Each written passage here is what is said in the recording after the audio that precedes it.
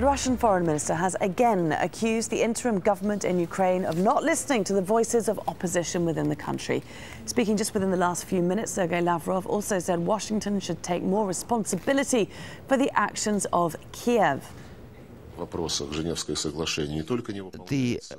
Geneva Agreement is not the only thing, but there are also steps being undertaken above all. But those who seized power in Kiev and those who are violating each other.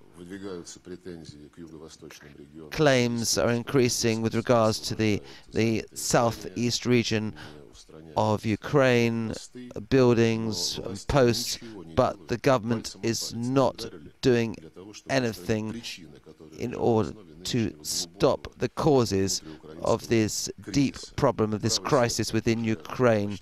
The right sector has virtually for half a year been controlling, and its influence in the southeast using violent means at the beginning of the events.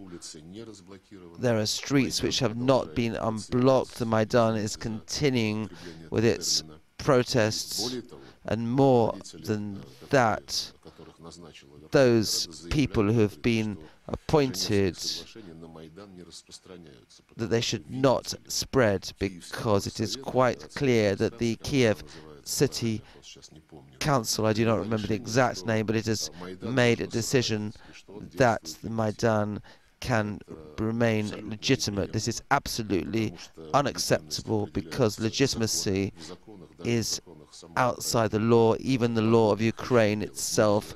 It is not possible to act in such a way, and if we recognize the rights of any administration and what it wants to, they can just do what they like. Then if we think about the southeast regions where the people were elected by leaders,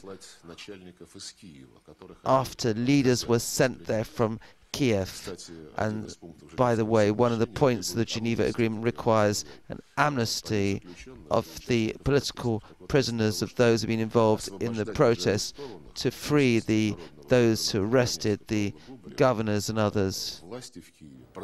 Our correspondent Peter Sharp joins us now live from Moscow. Peter, rather unsurprisingly, there we can hear Lavrov still placing the finger of blame squarely with the authorities in Kiev.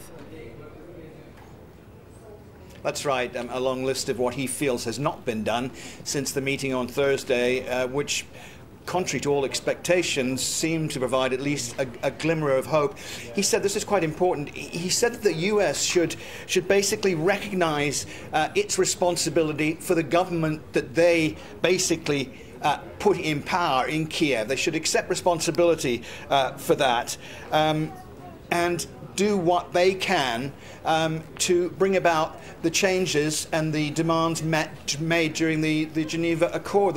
He also said that he would want the United States to hold back on sanctions and just re-look at what is going on in Ukraine and to see who is responsible for it before engaging in another round of sanctions.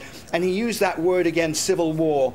He said the events on Sunday night at Slovyansk, when unidentified gunmen shot 3 pro-Russian demonstrators at a checkpoint.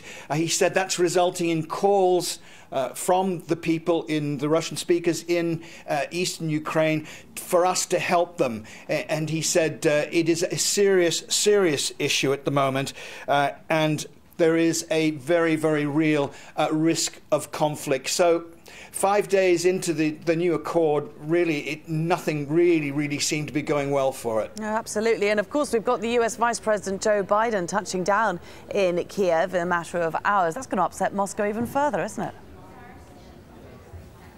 It will. It absolutely will. It's the one thing during the Maidan demonstrations, the Kremlin was absolutely condemning the presence of various politicians, US politicians at those demonstrations. And now, at this very, very sensitive time in the short life of this Geneva Accord, we've had the shooting on Sunday night, and now the presence of the Vice President, the highest-ranking American official in Kiev, which will be roundly condemned, I promise you, by the Kremlin. OK, Peter Sharp live for us there from Moscow. Thanks very much.